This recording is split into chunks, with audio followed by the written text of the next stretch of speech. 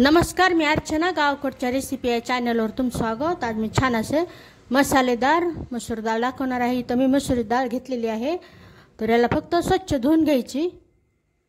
एकदम फटाफट बनणार रेसिपी, पूर्ण व्हिडिओ पहा।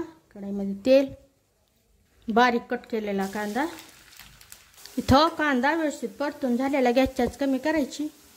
तो अद्रक, कोथिंबीर, लसूण बारीक केलेलं परतून घ्यायचं व्यवस्थित असं। यामध्ये हळद, घरगुती मसाला, काळं तिखट परतून घ्यायचं। गॅसची आच कमीच ठेवायची। बारीक कट केलेले टोमॅटो व्यवस्थित परतून घ्यायचं। टोमॅटो परतून झाल्यानंतर ही स्वच्छ धुवून घेतलेली डाळ टाकायची यामध्ये। तो मिक्स करून घ्यायचं व्यवस्थित असं। यामध्ये गरजेनुसार पाणी, मसूर डाळ शिजायला वेळ लागत नाही त्यामुळे प्रमाणातच पाणी टाकायचं। चवीनुसार मीठ।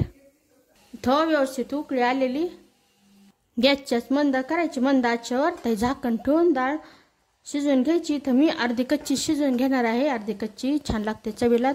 तुम्हाला ज्या पद्धतीची आवडेल त्या पद्धतीने शिजवून घ्यायची। छान अशी डाळ तयार झालेली, गॅस बंद करायचा। यावर बारीक कट केलेली कोथिंबीर।